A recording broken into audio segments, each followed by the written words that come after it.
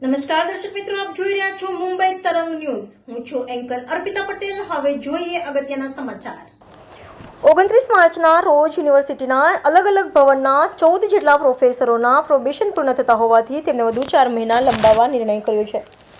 આ મામલે યુનિવર્સિટીના ઇન્ચાર્જ રજિસ્ટ્રાર રમેશ પરમારે જણાવ્યું હતું કે અગાઉ જે પ્રોફેસરોના પ્રોબેશન પૂર્ણ થઈ રહ્યા છે તે અંગે સરકારનું માર્ગદર્શન માંગ્યું હતું, પરંતુ તે હજુ આવ્યું નથી અને હાલ ચૂંટણી આચારસંહિતા હોવાથી યુનિવર્સિટીની મહત્વની મીટિંગ પણ મળી શકે તેમ નથી. તેથી અમે આ પ્રોફેસરોના પ્રોબેશન 4 માસ માટે લંબાવ્યા છે. 1 વર્ષ અગાઉ 28 કે 29 માર્ચે તેમને નિમણૂક આપવામાં આવી હતી.